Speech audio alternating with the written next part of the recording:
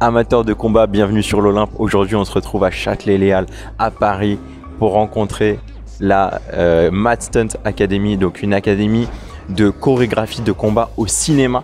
Donc là, ça va envoyer du sale. Aujourd'hui, sur le tournage d'une scène de combat, on va retrouver ce qu'on appelle l'art du déplacement, qu'on voit ici à la Mad Stunt avec les Yamakasi. Pour ceux qui ne le savent pas, le mouvement Yamakasi, il est né en France, ici. Tu es un des fondateurs. Il s'est développé à l'international autour du concept d'art du déplacement. C'est quoi l'art du déplacement? L'art du déplacement, c'est apprendre à se mouvoir dans son espace en utilisant le mobilier urbain ou la nature pour se déplacer. En faisant des sauts, en courant ou en grimpant. Là, on le met bien en valeur aujourd'hui dans Mad Stunt on a créé une poursuite. Donc c'est l'art de la fuite, comme on le dit là. Et c'est pouvoir s'échapper et on va mixer avec le dernier combat, la dernière tranche, c'est pouvoir se défendre aussi. Vous avez lancé la vague avec le film Yamakasi. C'est une pratique française, l'art du déplacement, le parcours, peu importe comment on l'appelle, mais c'est une pratique française, c'est né en France. Dans les années 90, c'est né en France. Voilà. Pour ceux qui l'ont pas vu, le film Yamakasi, évidemment, référence dans la pratique. Toi, ça va être quoi ton rôle si tu es appelé sur une scène de combat dans un film?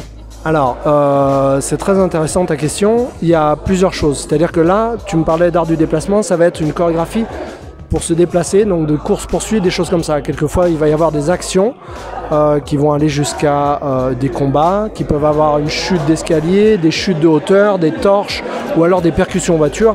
Tout ce monde-là, c'est le monde cascade physique. Donc c'est ce que nous on fait. Chez MAD, c'est ce qu'on enseigne. On travaille avec des spécialistes mécaniques et des spécialistes équestres. Et c'est les trois gros univers des cascades.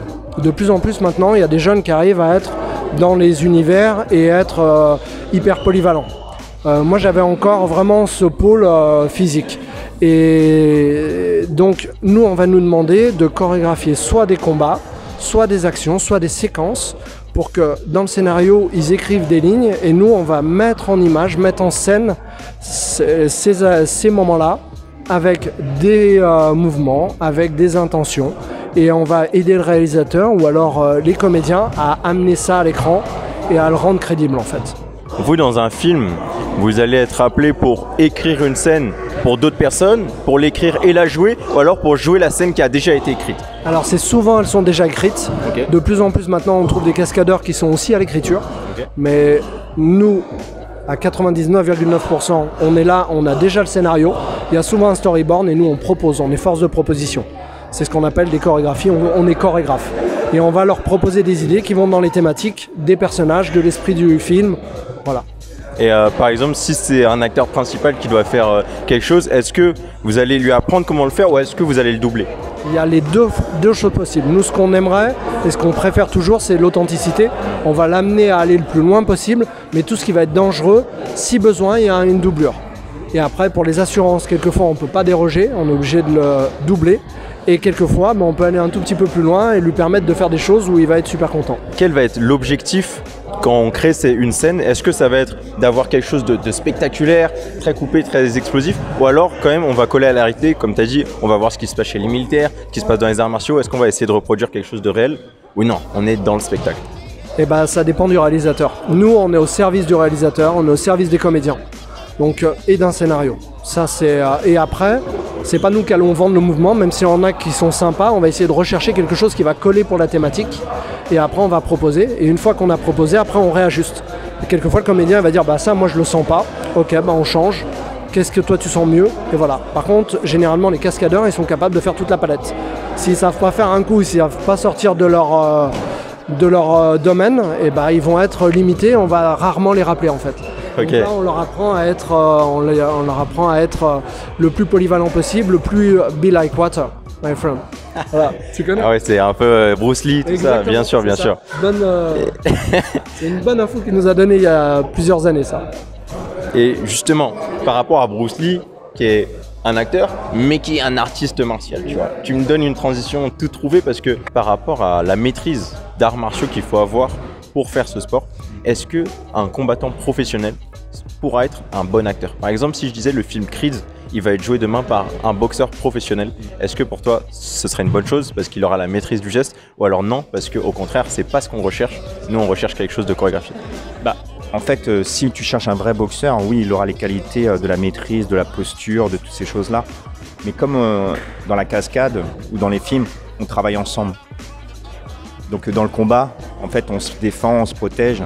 Donc on est un peu personnel sur ça. Donc je pense que dans la chorégraphie de combat scénique, on échange. C'est un travail mutuel dans un groupe. Donc c'est pas la même approche. Il aura vraiment cette qualité de posture. Le geste, on verra que ça est réel. Mais je ne suis pas sûr qu'il devra apprendre aussi à protéger son adversaire, voilà, son partenaire. Donc on lui donnera une formation pour transformer, on va dire, sa pratique en une pratique de spectacle. Oui. Mais est-ce que ce serait quand même intéressant d'avoir cet avis d'un professionnel du combat ou un acteur spécialisé, là comme on en voit, ce serait encore meilleur en fait? Oui, tu peux le voir, il y a Jean-Claude Van Damme, Jackie Chan aussi, hein, c'est une référence, il a le côté martial à la base. Donc c'est des gens qui ont le côté martial, ils savent c'est quoi le combat, comme Jet Li aussi, champion du monde combien de fois en Chine, machin et tout, c'est ce côté martial. Et ils l'ont retransmis par rapport au cinéma et ces choses-là. Et je pense qu'ils ont... Greg, il a eu la chance de pouvoir travailler avec Jet Li, et parfois c'est pas du tout le même contrôle que si c'était un vrai cascadeur face à lui, parce que lui il va à l'impact, il a besoin de toucher, comme dans la vérité de ses combats réels. Donc nous le cascadeur, on va faire différemment, tu vois. Là justement c'est un des acteurs qui fait lui-même ses cascades, qui est pas doublé, donc il a ses méthodes de travail. Ah, bien sûr. C'est à la chinoise. Ouais, voilà. C'est quoi à la chinoise? C'est plus plus direct en fait. Oui, à la chinoise, il faut être beaucoup plus brut, beaucoup plus direct. Eux, ils adorent l'efficacité de ça. Ils adorent aussi voir l'impact. Ouais. Donc un cascadeur doit savoir prendre l'impact, tu vois, selon le style. C'est vrai que en fait, ça dépend avec qui tu travailles, avec les Américains ou avec les Chinois ou avec les Anglais. Tu vois, les Européens, on travaille différemment. Tekken, Liam Neeson, il va être extraordinaire.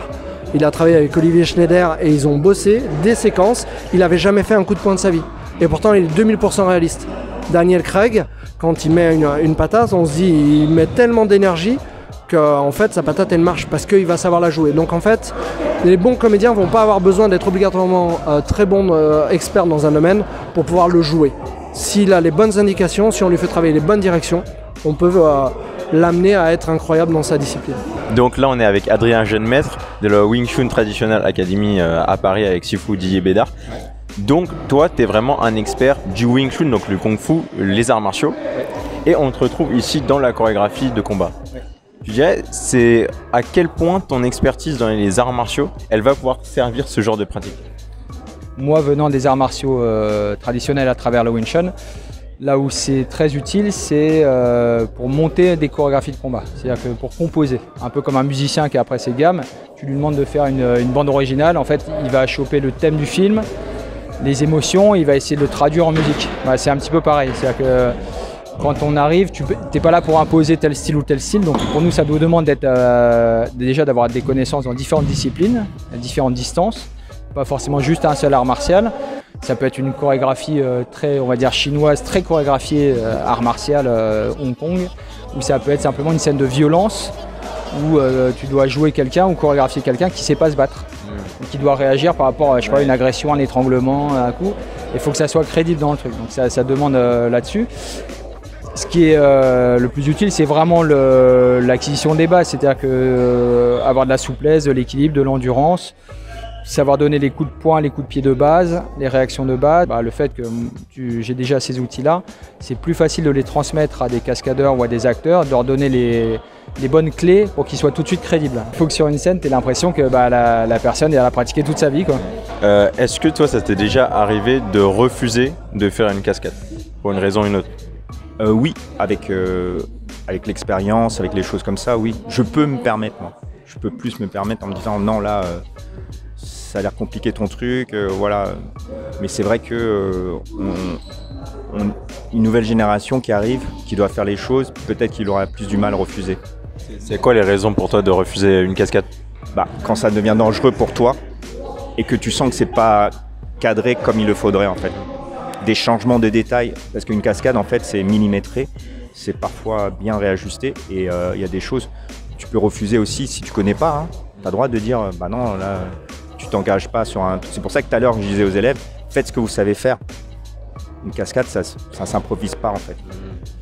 On n'apprend pas sur le tas, surtout sur des grosses chutes ou des gros impacts ou des choses comme ça s'improvise pas.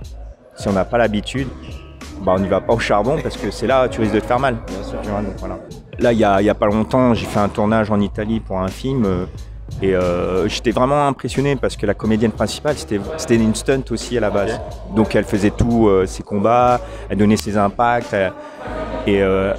elle a tourné toute la journée et avec la fatigue, ben, tu t'y vas et au début ça touchait à peine et après ça commençait à partir et ça partit plus profond.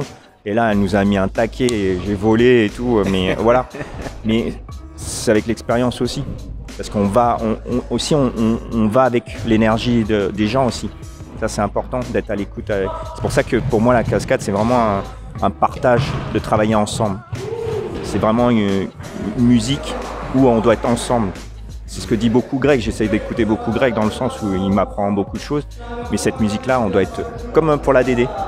Tu peux être fort seul, mais quand tu es tous ensemble, tu es beaucoup plus fort. Donc, nous, chez MAD, on essaye de redonner ça aussi. Ce plaisir de travailler ensemble, d'être à l'écoute des uns des autres et d'aller dans le même sens. Tu vois. Comment on fait pour, par exemple, moi, si je veux devenir chorégraphe de cinéma, de sport de combat, comment je fais ? Alors déjà, à la base, si tu veux être chorégraphe, il va falloir que tu connaisses un petit peu dans une ou deux disciplines, vraiment à très bon niveau. Et après, que tu apprennes les autres, que tu sois fluide dans tout ça, que tu aies des notions aussi de cadrage, de montage, et après que tu fasses des choix de ce que tu as aimé, pas aimé, comment tu vas le filmer. Est-ce que c'est une caméra qui bouge pas? Est-ce que c'est une caméra qui est fluide? Est-ce que tu vas vouloir raconter? Et quand tu vas avoir des notions un petit peu de tout ça, et ben à un moment, tu vas pouvoir arriver chorégraphe. Mais avant, ça passe par cascadeur, souvent doublure principale. Après, on est dans un core team, assistant chorégraphe, assistant stunt coordinateur. Et à un moment, il y a l'étoile qui s'allume et là, on te dit on a besoin de toi pour un film. Quand ça se passe dans les règles, c'est ce qui m'est arrivé. Et sur Hitman, on m'a dit j'ai besoin de toi, Greg, comme régleur, enfin comme fight chorégrapheur exactement, puisque le régleur c'était Philippe Guégan à l'époque. Et il m'a dit j'ai besoin de toi pour les combats. Du coup j'ai dit ok, mais on sait pas. Mais j'avais tout en amont travaillé des années avec lui pour apprendre ça. Donc ça n'arrive pas du jour au lendemain, ça se met petit à petit. C'est tout un tas de petites actions qu'on a au fur et à mesure. C'est des compétences. Et à un moment, le puzzle il est juste entier pour pouvoir accompagner les gens vers ça. Toi, tu dirais que c'est quoi les cascades les plus dangereuses qui existent dans le métier? Moi, je suis bercé à la film hongkongaise, c'est à l'ancienne. Ils n'avaient pas autant de protection que maintenant, surtout. Maintenant, en fait, nous, on a ce nouveau confort, on a des nouveaux matériaux, on a des choses qui nous protègent beaucoup plus qu'avant. Et dans les armes ou en dessous des vêtements? Ouais, en dessous des vêtements. En fait, pour les cascadeurs physiques, on met beaucoup de protection, des choses comme ça. Et on est dans ce confort-là. Avant les anciens, je respecte beaucoup les anciens, c'est dû à ça, quoi. Ils avaient peu de choses pour se protéger. Donc ils allaient vraiment parfois plus à l'ancienne, vraiment à l'impact beaucoup plus. Est-ce que tu pourrais nous raconter toi, une anecdote autour de la chorégraphie de combat sur un tournage? La chorégraphie de combat, peut-être plus d'une cascade. Okay. Ouais, je pense qu'une de mes plus belles rencontres, elle est encore là aujourd'hui et c'est Chao. C'était sur le film Yamakasi. J'ai fait plein de petites séquences et notamment il y a une des séquences dans lesquelles Chao en fait sautait du toit pour arriver dans une fenêtre. Et à ce moment-là, juste pour la traversée de fenêtre, c'est moi qui le doublais pour traverser la fenêtre. Okay. Et en fait, c'est la rencontre d'un être assez extraordinaire. Et une amitié en fait. Et ça fait 20 ans et aujourd'hui on enseigne, on partage ensemble, on a la même valeur, nos familles se connaissent et en fait c'est un super chemin. Donc je pense que c'est la plus belle anecdote, non? Comment tu vas doubler un gars comme Chao alors que vous ressemblez pas du tout, tu vois? De dos, de nuit et de loin. Avec une perruque aussi peut-être? C'est ça, avec une perruque. Comment ça, j'avais des cheveux avant, ouais. J'avais des cheveux avant. Et là tu disais, il était trop vieux pour ces conneries. C'est quoi l'âge de la retraite d'un cascadeur? Il n'y en a pas en fait, parce que souvent on est un peu des Molières. Pourquoi? Parce qu'on est des enfants. Et comme nous on s'amuse, on a toujours l'œil qui pétille, on a toujours une connerie à faire, et même des personnes de 70 ans, on les voit, ils se font tacler et tout, et c'est encore des cascadeurs assez incroyables. Et c'était sur un des films à l'époque 00 où j'avais un monsieur qui était de 70 ans et il devait se faire tacler par un rugbyman. Et je disais, et en fait, chaque fois qu'il se relevait, il avait les cheveux en l'air, donc il avait plus de cheveux que moi. Mais il avait une banane jusqu'aux oreilles parce qu'en fait, Voilà, on est des gamins en fait. On n'a pas spécialement de retraite. Après, sur la longueur, ça va être dangereux parce qu'on se rend moins compte des choses, donc il faut être bien entouré. Mais, merci beaucoup en tout cas, merci pour tous tes apports. C'était vraiment un super grand cadeau. plaisir. Merci de vous avoir. Abonne-toi à la chaîne Olympe Fighting pour découvrir des interviews, démonstrations et histoires sur tous les sports de combat. Et si cette vidéo t'a plu, n'hésite pas à laisser un j'aime et à nous dire en commentaire quel athlète tu voudrais qu'on présente dans la prochaine vidéo.